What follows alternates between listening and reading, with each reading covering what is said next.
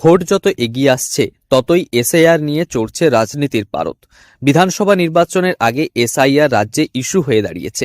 অভিযোগ এসেছে বৈধ ভোটারের নাম বাদ গিয়েছে। ইতিমধ্যে নির্বাচন কমিশনের তরফে তালিকা প্রকাশের পর দেখা গিয়েছে প্রায় 91 লক্ষ জনের নাম বাদ পড়েছে। সুর চড়িয়েছেন দিলীপ ঘোষ। মমতার মনোনয়ন, এসআইআর ইস্যু, শুধু তাই নয়, কংগ্রেসের ইস্তেহার বিষয়েও কটাক্ষ করেছেন দিলীপ। পাস হয়ে আইন হয়ে গেল, তারা আলোচনা চায়। টিএমসি আলোচনা কতদিন চলবে? নির্বাচন কমিশন যেটা সিদ্ধান্ত নিয়ে নিচ্ছে, আদালত সেটাকে মেনে নিচ্ছে, তার আধারে ভোট হবে। আলোচনা করতে করতে ভোট শেষ হয়ে ওরা আর কিছু করতে পারবে না। যেগুলো আইন পাস হয়েছে তাই দিয়েও তারা আলোচনা চায়। আলোচনা হবে কি কাজ হবে?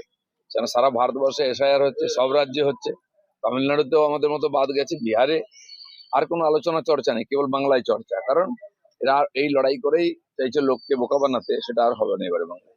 ভবানীপুর কেন্দ্রে আজ মমতা বন্দ্যোপাধ্যায় মনোনয়ন দেন। দিন মনোনয়ন দেখা যাক, লড়াই হবে। তারপর স্যারে এখনো পর্যন্ত 91 লক্ষ ভোটারদের নাম বাদ, সর্বাধিক নাম বাদ মুর্শিদাবাদে। এই বিপুল সংখ্যক ভোটারদের কি ভবিষ্যৎ? আমরা প্রথম বলে এসেছি, মুর্শিদাবাদ জেলাটা একটি মুক্তাঞ্চল। বাংলাদেশ থেকে ঢুকে ওখানে উৎপাত সবচেয়ে বেশি হিংসা ওখানে হয়, আর সবচেয়ে বেশি ভুয়ো আধার কার্ড, রেশন কার্ড ওখানে পাওয়া যায়। ওখান থেকে ভুয়ো আধার কার্ড নিয়ে তারা ভারতবর্ষে গিয়ে এই অনুপ্রবেশকারীরা উগ্রপন্থী ক্রিয়াকলাপ চালাচ্ছে। কেন এরা ভোটারই নয়, এদের দুবারা ভোটার হওয়ার কোনো চান্স নেই। আর যাদের ডকুমেন্ট আছে তারা ট্রাইব্যুনালে যাচ্ছে, সেটা ব্যাপারটা আদালত আর নির্বাচন কমিশন দেখে নেবে। কংগ্রেসের গতকাল ইস্তেহার প্রকাশ হয়েছে, বলেছে দুর্গা সম্মান 2000 টাকা, বিনামূল্যে স্বাস্থ্য পরিষেবা, বিনামূল্যে ক্যান্সার চিকিৎসা এবং স্বাস্থ্য পরিষেবা বাবদ 10 লক্ষ টাকা। যাদের জেতার কোনো চান্স নেই, দূর দূরান্তি বহনি করতে পারবে কিনা, তারা যদি সোনার বাড়ি বানিয়ে দেবে বলতে, তো কি যায়? শুধু তাই নয়, নিজেদের প্রয়োজনীয় নথি নিয়ে লাইনে দাঁড়ানোর প্রসঙ্গেও মুখ খুলেছেন তিনি।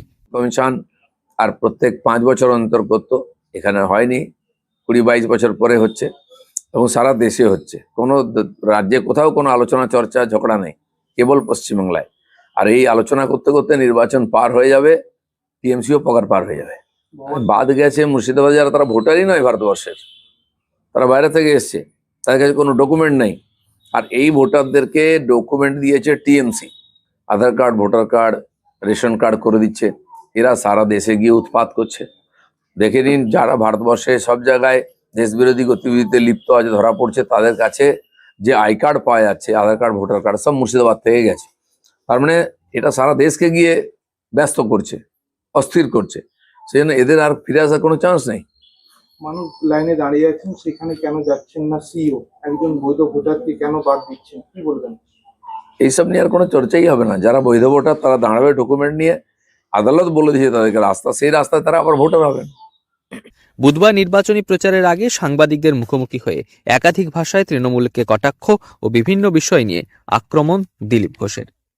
পশ্চিম মেদিনীপুর থেকে রঞ্জন চন্দ্রের রিপোর্ট, লোকাল 18 বাংলা।